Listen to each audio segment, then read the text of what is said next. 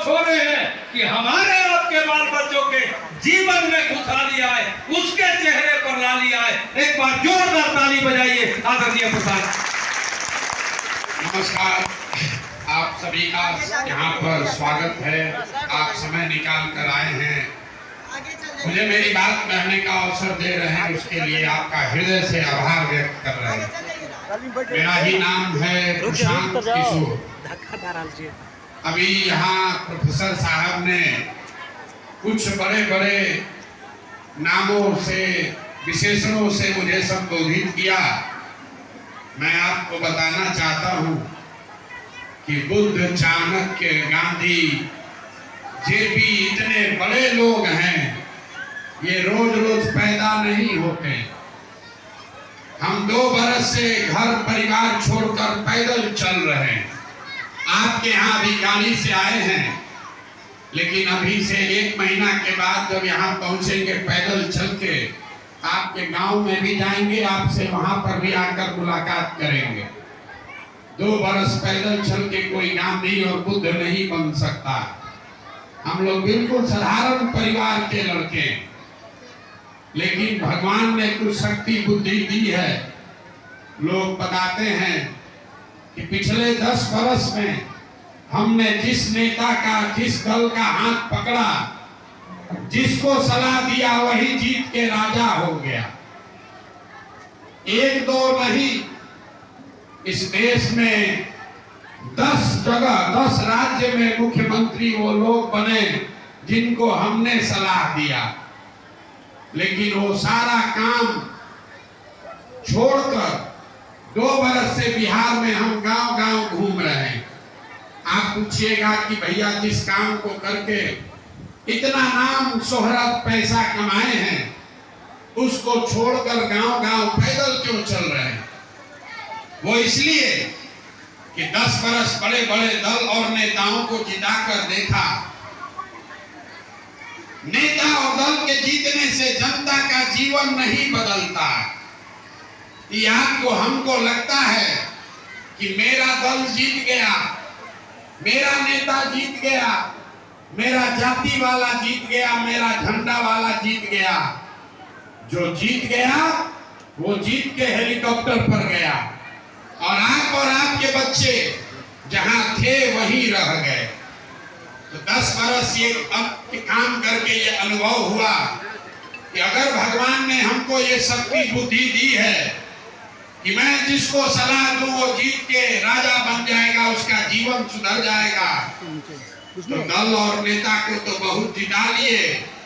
एक बार चल के अपने मिट्टी की का कर्ज अदा करते हैं, बिहार के लोगों को सलाह देते हैं, आपका हाथ पकड़ते हैं ताकि आपका जिंदगी भी बदले और आपके बच्चों का भी जीवन बदले। हम दल और नहीं बनाए हैं, वोट नहीं मांगते हैं, दल नहीं बनाए हैं, वोट कैसे मांगेंगे?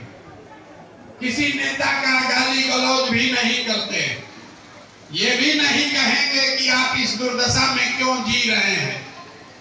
कोई लालू जी को गाली दे रहा है, कोई नीतीश को दोष दे रहा है, कोई कांग्रेस को बोल रहा है, कोई मोदी को बोल रहा है। हम ये बात नहीं बोलते। हम अभी आपको 15-20 मिनट में ऐसा रास्ता बताएंगे कि वोट जिसको मन है उसको दीजिए, लेकिन जो रास्ता बताएंगे वैसे दीजिएगा। तो और कुछ हो या ना हो, आपके बच्चों के लिए पढ़ाई या रोजगार का व्यवस्था यहीं पर निर्मली में हो जाएगा। तो आपको अभी गरीबी से निकलने का रास्ता बताएंगे, इसीलिए अपना घर परिवार छोड़कर गांव गांव घूम रहे हैं। आप यहाँ आए हैं 2-3 घंटा से, अब आधा घंटा ध्यान से बात को सुनिए, समझिए, ठीक लगे तो अपनाइए, और न ठीक लगे तो जैसे जिंदगी चल रहा है वैसे चलाइए। देखिए, दुनिया में जितने विद्वान लोग हैं उन्होंने बताया कि गरीबी से निकलने का 3 रास्ता है। 3 गो रास्ता है गरीबी खत्म करने का। पहला रास्ता है पढ़ाई। पढ़ाई। अगर आपका बाल बच्चा बढ़िया पढ़ लिख जाएगा, पढ़ लिख के नौकरी पा जाए, उसका गरीबी खत्म। अभी किशोर कुमार मुन्ना बता रहे थे, हमारे अपने बाबा बैलगाड़ी चलाते थे, 9 गो अपना बाल बच्चा में एगो हमारे बाबूजी को पढ़ाए, बाबूजी डॉक्टर बन गए। हमारे माँ बाप ने हमको पढ़ाया है। तो इसी बिहार में हम आपके सामने खड़ा होकर भाषण दे रहे हैं। अगर हमारे माँ बाप ने हमको पढ़ाया नहीं होता तो हम भी कहीं फैक्ट्री में, खेत में मजदूरी कर रहे होते। तो गरीबी से निकलने का पहला रास्ता है पढ़ाई। दूसरा रास्ता जिसके पास पढ़ाई नहीं है वो है जमीन।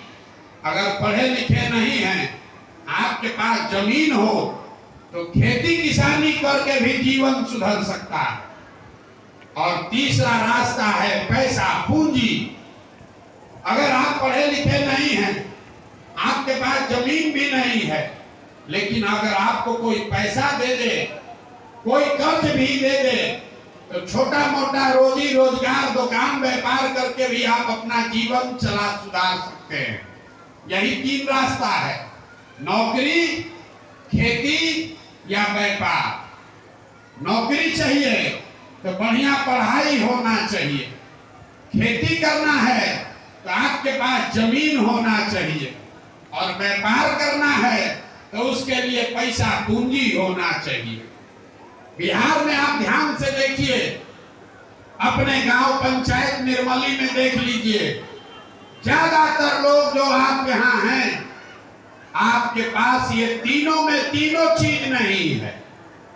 जो यहाँ गरीब है उसके बच्चों के पास पढ़ने का सुविधा ही नहीं है।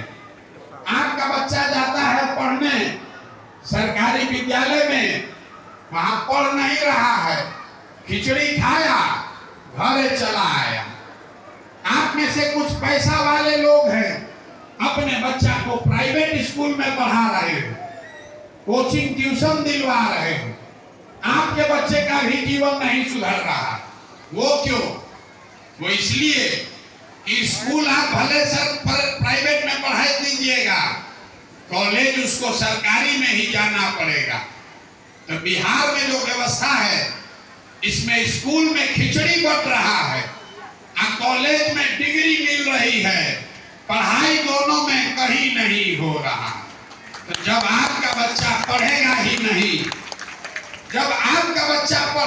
नहीं, तो कोई बन जाए मुख्यमंत्री, कोई बन जाए विधायक, कोई बन जाए मुखिया, आपके अनपढ़ बच्चे को कोई डॉक्टर, इंजीनियर, कलेक्टर नहीं बना सकता है।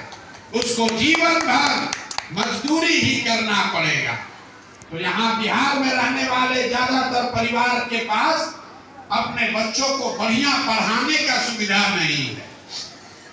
दूसरा रास्ता आपको बताए जमीन का।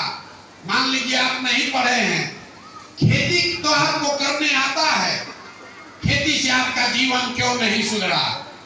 खेती करके हरियाणा में, पंजाब में लोगों ने इतना पैसा कमा लिया कि बिहार से आपके बच्चे जाते हैं पंजाब में मजदूरी करने। बिहार का खेती करने वाला आदमी क्यों गरीब है?